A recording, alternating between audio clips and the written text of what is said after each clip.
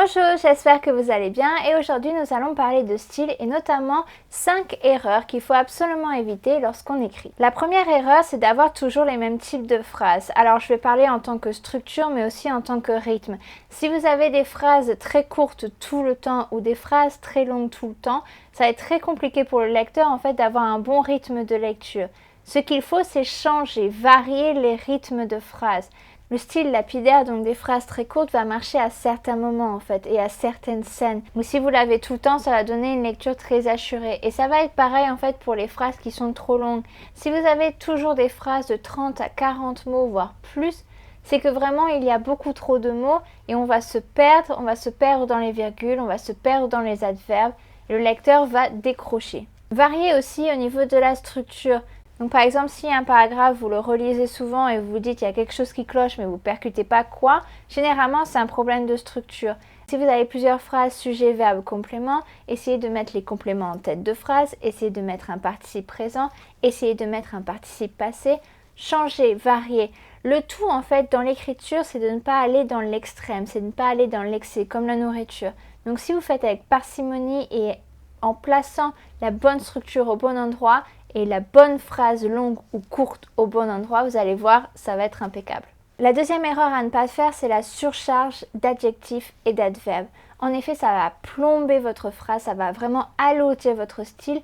Et généralement, juste en mettant les mots simplement, un adjectif par ici, un adverbe par là, l'effet va être beaucoup plus clair, ça va être beaucoup plus efficace. Alors qu'au final, si vous surchargez, vos idées vont peut-être se perdre et vont peut-être être un peu confuses. Un exemple maladroit pourrait être la petite maison jolie, magnifiquement décorée, était entourée d'un grand jardin verdoyant, rempli de jolies fleurs colorées.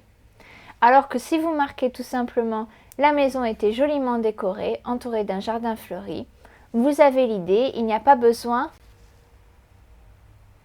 Excusez-moi, il y a les travaux. Bon, j'espère que ça ne va pas durer trop longtemps. Alors que si vous marquez la maison était joliment décorée,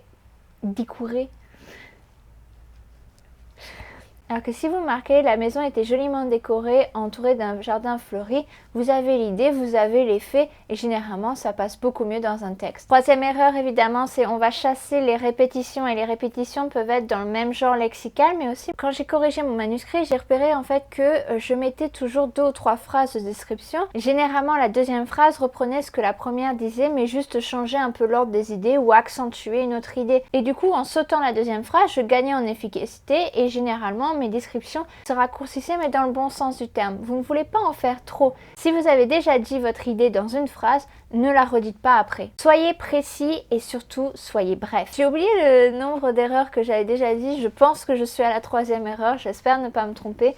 Mais en tout cas, ce que je voulais vous dire là, c'était par rapport aux clichés. En fait, les clichés, ça va être souvent les expressions comme par exemple les yeux bleus comme l'océan. Généralement, ces clichés-là se font un peu lourds dans votre phrase ou les papillons dans le ventre. Donc voilà, évitez ces expressions-là qui sont revues et re-revues et en fait qui vont vraiment alourdir votre style. Essayez d'être original. Par exemple, son cœur battait comme un tambour. Vous n'avez pas forcément à définir comment son cœur battait.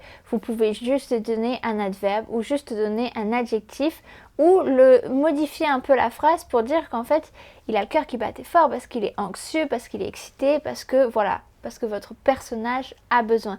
Mais vous n'avez pas forcément besoin d'utiliser comme un tambour cette expression qui est un peu cliché parce que généralement on l'a vue et re-revue et ça du coup ça plombe votre style. Une dernière erreur dont je voulais vous parler, c'est les verbes faibles. Les verbes faibles en fait sont être, avoir, il y en a d'autres mais on va se concentrer sur ceux-là.